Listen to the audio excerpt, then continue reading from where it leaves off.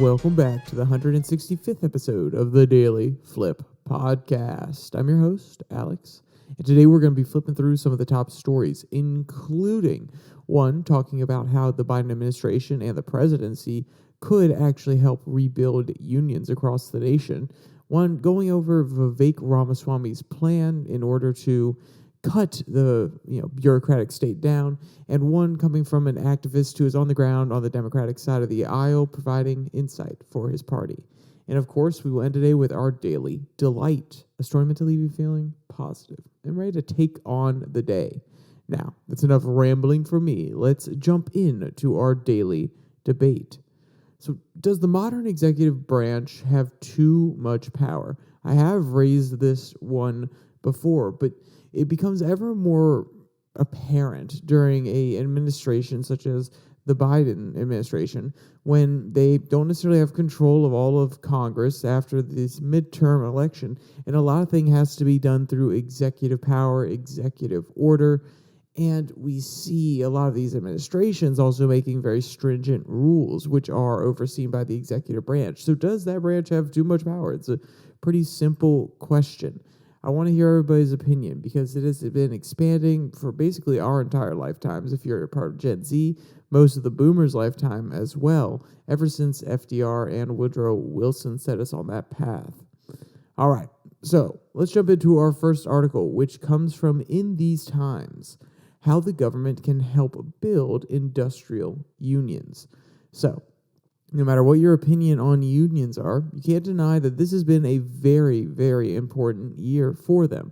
We have the SAG-AFTRA, we have the writers, we have UAW, we had UPS, we also almost had the rail industry with their unions strike as well. So we've had lots of strikes, lots of unions trying to influence their industries and really fight for their members. So Biden is obviously a pretty pro-union president, and some are arguing, well, this is why you're seeing all this, because Biden's not going to step in and try to bust up these unions. He's not going to do the Ronald Reagan move, which is if those airline pilots or the waitresses, they're not waitresses, I believe that they are stewardesses. I believe that's the proper name nowadays.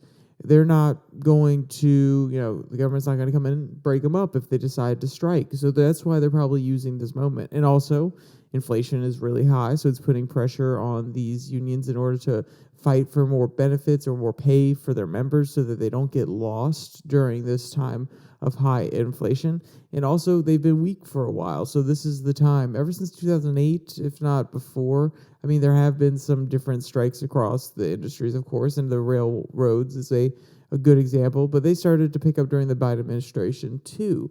So some would argue, this is a really pro-union administration. The NLRB is making it easier for unions to form if companies try to trust bust against them. But this article is saying, no. The president, the executive branch, can do even more for unions.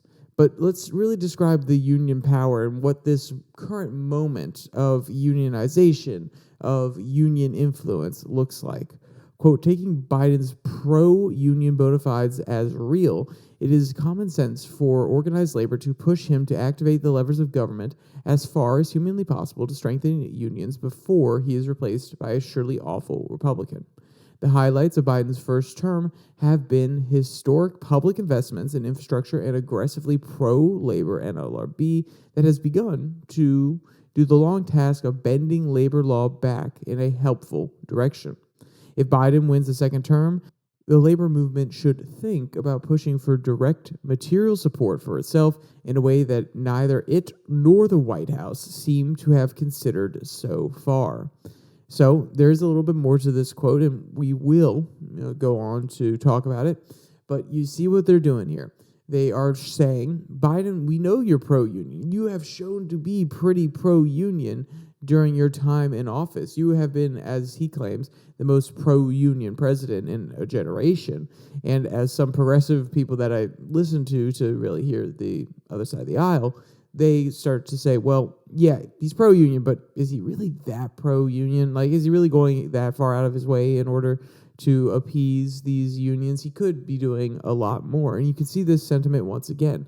And it does bring up the idea that once you give in, once you try to help out this one side and you recognize how important they are to your voter base, some people will try to leverage it. If you claim to be the most union-friendly president and there's more room for the unions to gain a little bit more power, there's more room for different types of policies that would benefit them even more, then you basically give them leverage to say, oh, are you really pro-union? Will you go this far? And you've seen a lot of pressure from the UAW, like, oh, Biden doesn't have our support quite yet. He has to earn that, and that's why he probably went down to the picket line. That's why he's supporting the strike right now with the UAW.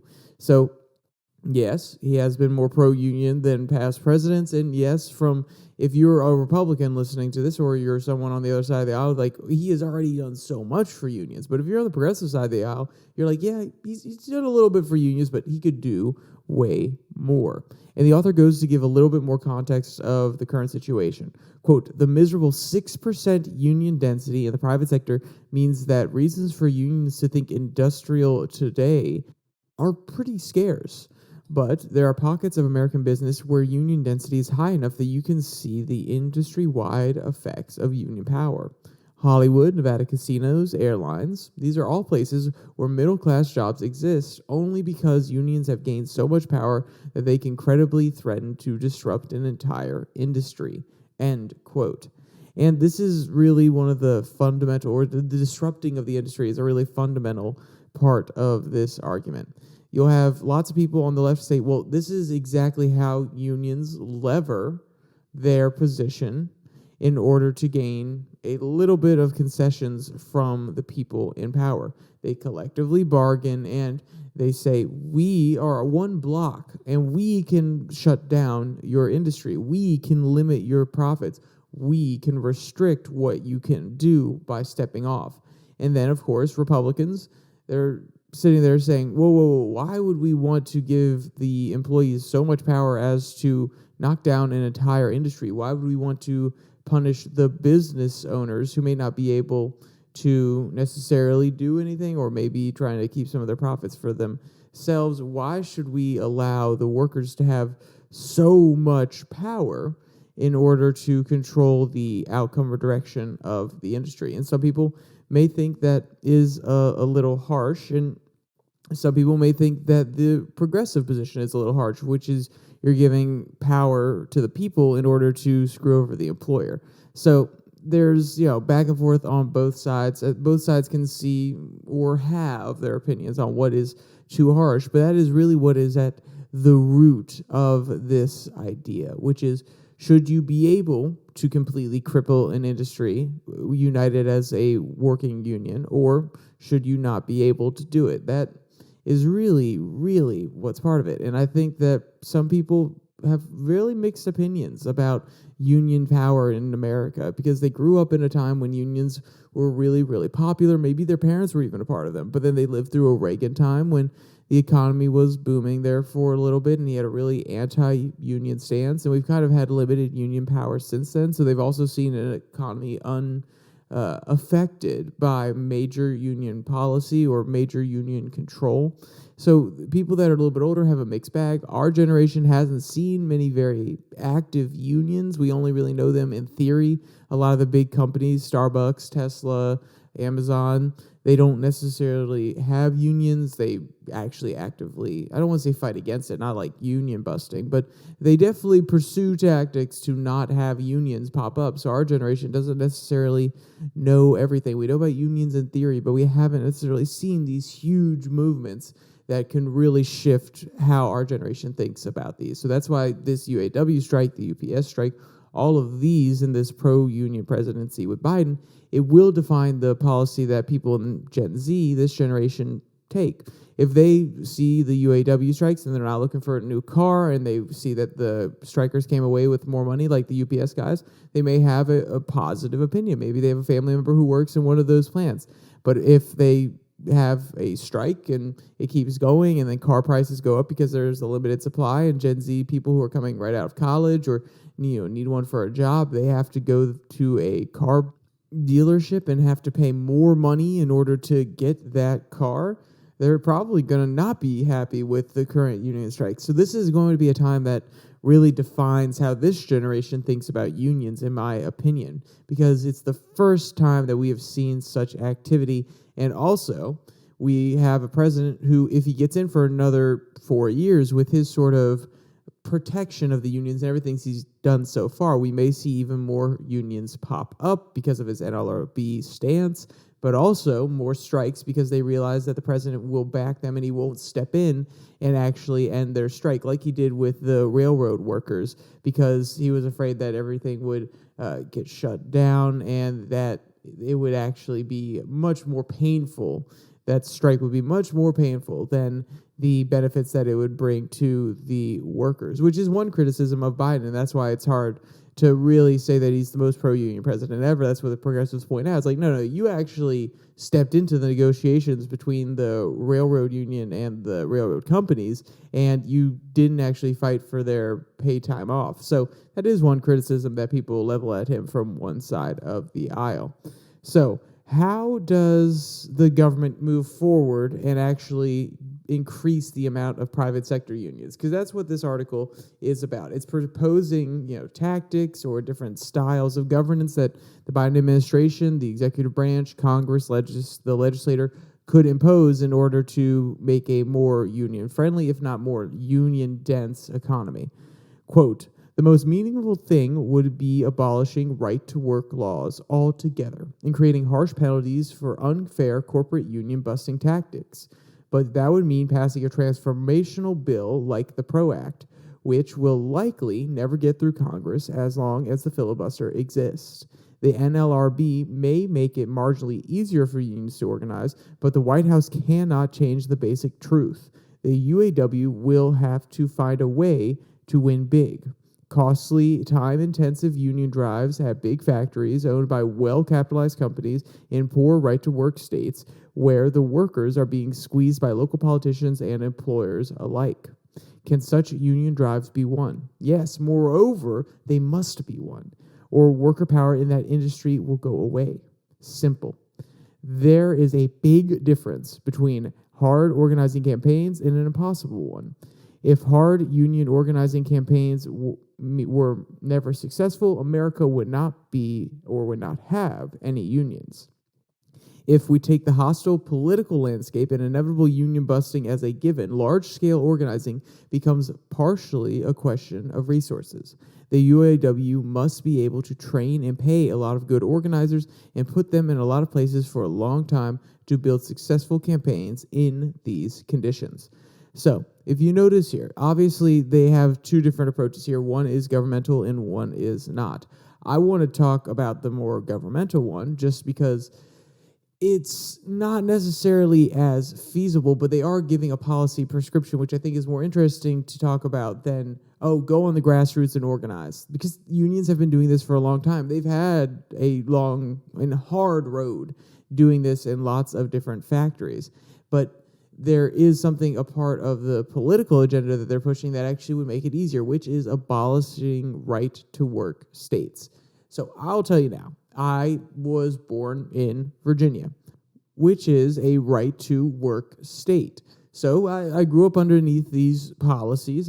My family, we're fortunate enough that we had a small business, so I also got to see this implemented, working there during the summer. I never heard any union talk, and even if I did, I was a little too young to probably understand it.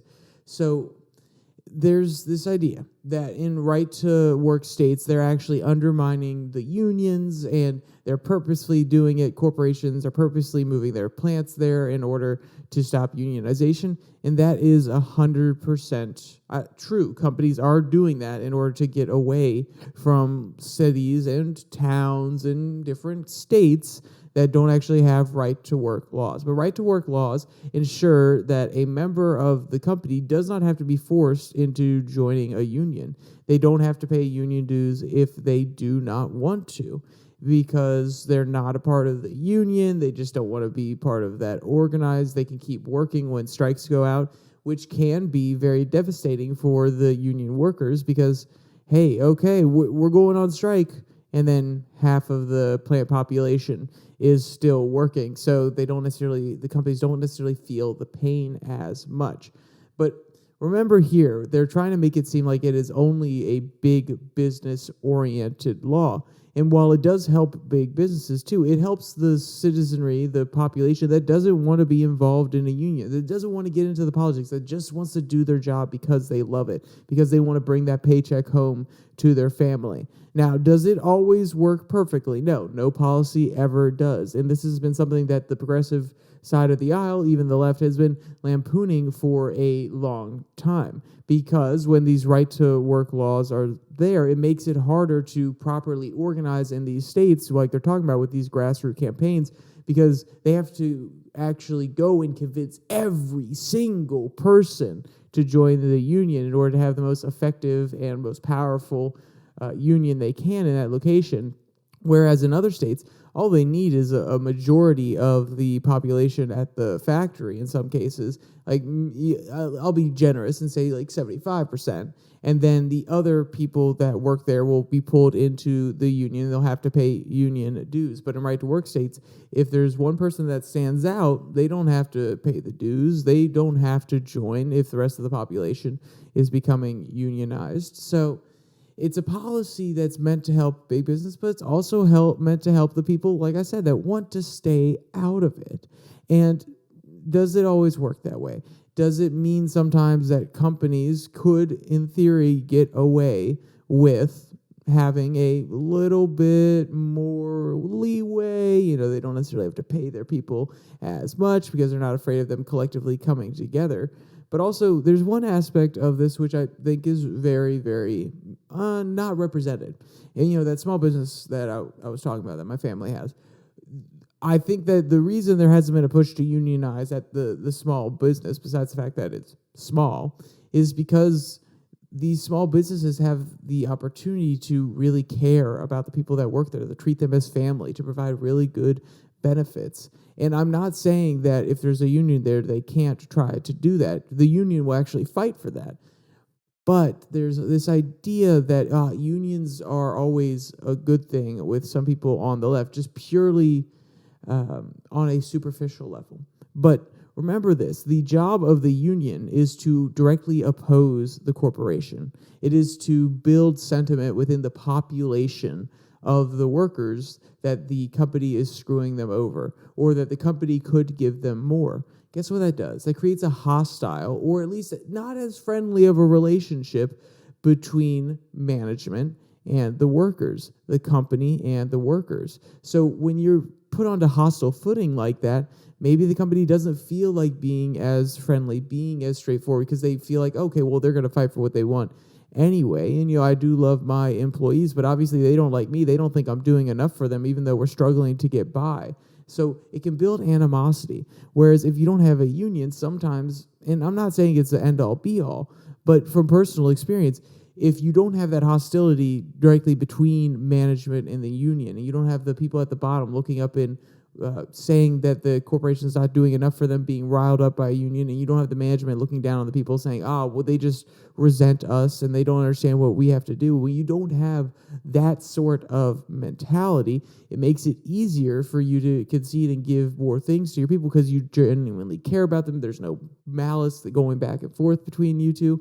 And I think that's one aspect that doesn't necessarily get talked about on either side of the aisle. But I think it's a really human aspect of this whole union argument.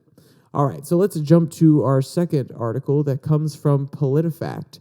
Could the presidential candidate Vivek Ramaswamy lay off 75% of federal workers by himself? So, you obviously heard this claim at the very first debate from Vivek Ramaswamy, and even before that he was talking about it. Surprisingly, just so you know, I'm recording this on Thursday morning, so the debate happened yesterday on Wednesday night. Surprisingly, he didn't bring that up as much. He was being a little bit more politician-y. I first heard that criticism from some of the Fox talking heads who were trying to obviously shape our opinion. And I was pushing back. I was like, I guess you could say politician. I think it just a little bit more unifying. Like he was adjusting his strategy because he obviously came off as too divisive last time. But, I slept on it, and I do agree he kind of went about it in a politician-y kind of way, but he didn't bring up this talking point about completely stripping the federal government of employees anymore. Maybe that's because he already said it, so he doesn't need to retread that ground, but I thought it was interesting that he didn't, worm it in or, add it to any of his talking points, because some people who really don't like the quote-unquote deep state, they would love those sort of talking points still. They would love to hear those sort of things. So he released a position paper that is meant to outline how he can go about doing this, and lots of people tried to refute it. Let's just jump to a quote from the article. Quote, in a position paper released in mid-September, Ramaswamy called the administrative state a, quote, unconstitutional fourth branch of government. He asserted that he could single-handedly gut the federal workforce if he wins the presidency. Quote, we will use executive authority to shut down the deep state, Ramaswamy said in a September 13th speech at the America First Policy Institute in Washington, D.C., whose top officials include former Trump administration officials, including Linda McDonald, and who headed the Small Business Administration, Larry Kudlow, who was the National Economic Council Director, and Chad Wolf, who was Acting Secretary of Homeland Security. Legal experts are dubious of his interpretation. They said sweeping cuts need to be approved by Congress and not accomplished by presidential action alone. End quote. And this speaks to the executive power that I was talking about a little bit earlier. Is it too much of an overstep by the executive branch in order to have the power to fire all of the other parts of the executive branch that are using too much executive power? It is a very interesting philosophical, or at least, if you want to be principled about it, opinion, which is, okay, so do we want to give the executive so much power that they can fire everybody in order to limit executive power, or do we want to limit executive power in order to restrict them from limiting the power of other executive branches? You can see it's a little bit confusing, but you can see where I'm going with that one, I hope.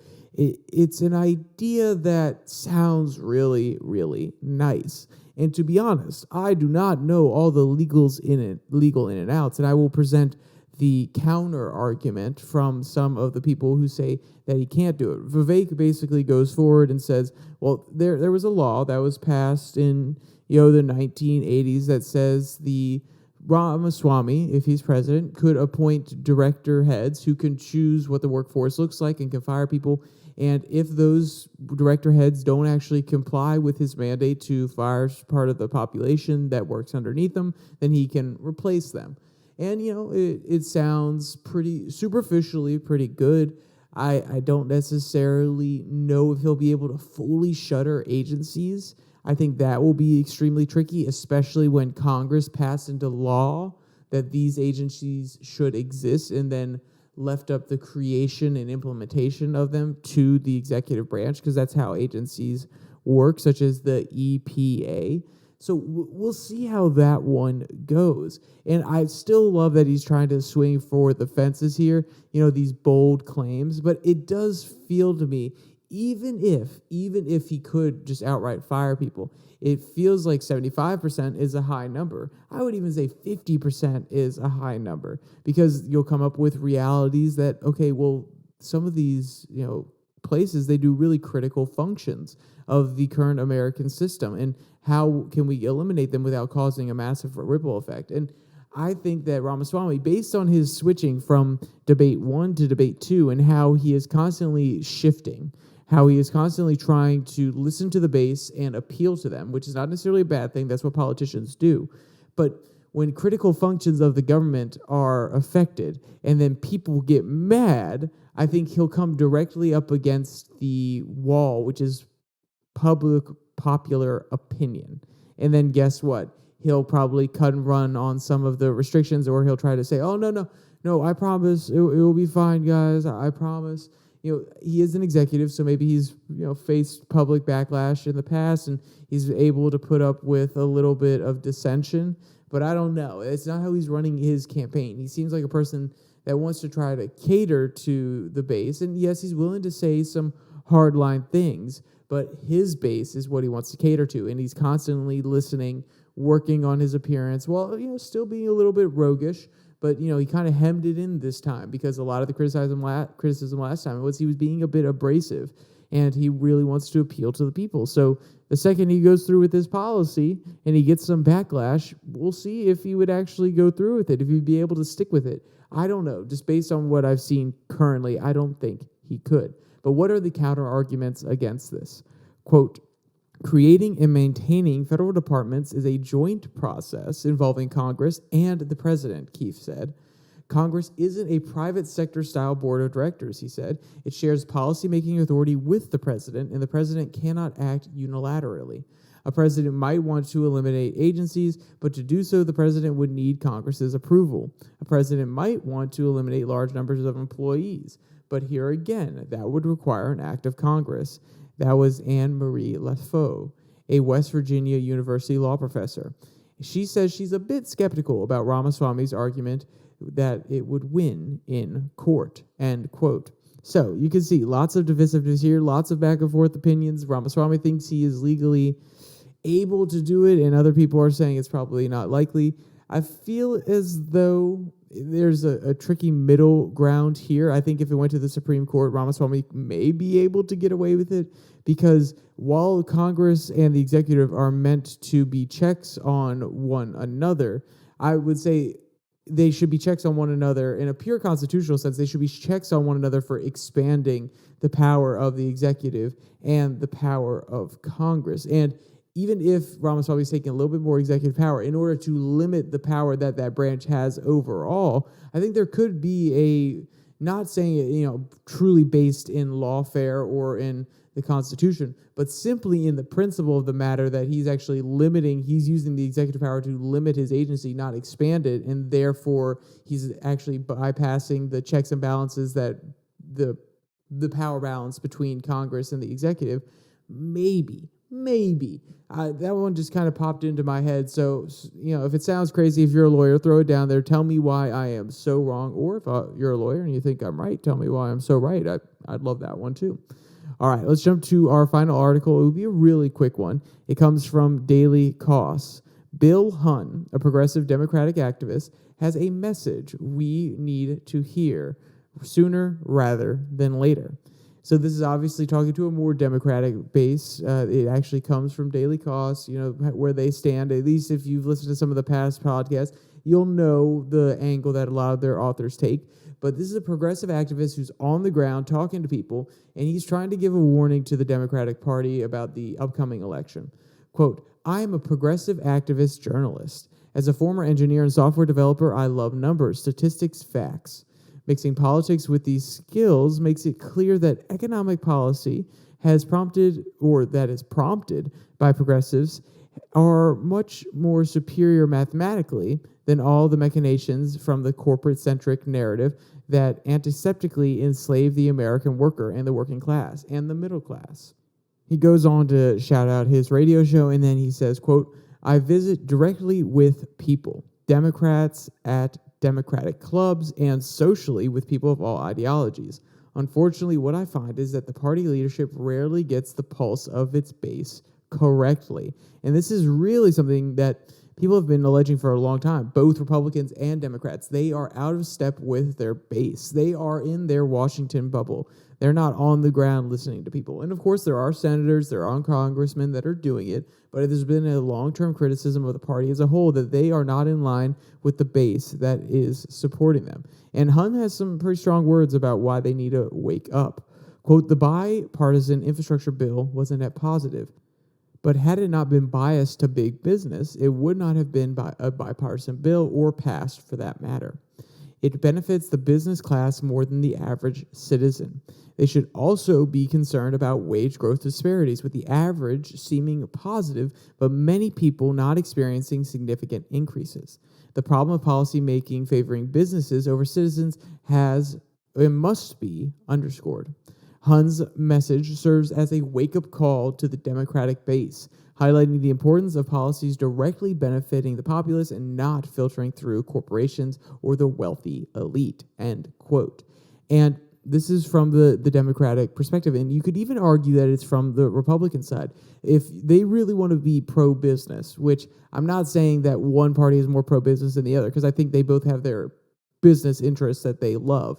But if the Republicans also want to do that, instead of focusing on big business, focus on small business. And if the Democrats want to focus on the citizenry directly, stop focusing on big business and focus on the citizens. These are your base. This is how you talk directly to the people. How you get the pulse of the people is you go talk to them. You read their letters. I'm not accusing anyone of not doing that, but to pretend that you know what's going on when you're in Washington with all the lobbyists speaking in your ear and understanding what the average citizen wants, that's not necessarily true.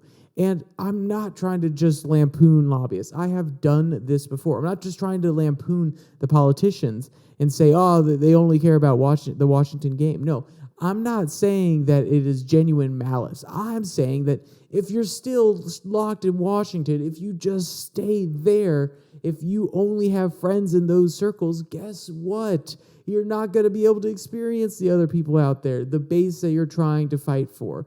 So go out and, as the kids would say, touch grass. Come on. Get down in your districts. Go to the hard places. Volunteer at a underserved food pantry or with your church, which I'm not saying they don't do. Lots of people do on both sides of the aisle. But these sort of acts put you in direct confrontation with the people that you are trying to help, and it allows you to empathize with their situation so you can see beyond the talking points in Washington. But that's enough on all of that stuff. Let's get to our daily delight. And this one comes from Boing Boing. New cat is supposed to chase a mouse away, but he ended up finding a tiny best friend. So, sometimes, there are people who are not really good at their job. They don't exactly do what they're supposed to do. And it happens with animals too. Quote, a family got a cat to chase unwanted mice out of the house, but the plan backfired in a major way. In fact, the little mouse was the one chasing down the kitty, who was hidden under the table, end quote. But, it wasn't just that the cat was afraid and the mouse was trying to chase him. No, they actually became friends. Quote, but the bold mouse persevered, scampering right up to the cat, not to scare him away, but to forge a friendship. And the fast friends they did become, with the cat rolling on his back to show his affection before the two cuddled up for a nap, end quote. And if you want to see any of the cute photos or videos of these guys doing this, or read any of today's articles, there's the link in the description below that like and subscribe button. Also down there, you can find the link to the podcast on Spotify, Pocket Cast, Google Podcasts, as well as Podvine, and the link to the Twitter at Your Daily Flip, where I post a Twitter tirade every Tuesday and Thursday. With all that said, there's only one more thing to say. Stay safe. Don't die.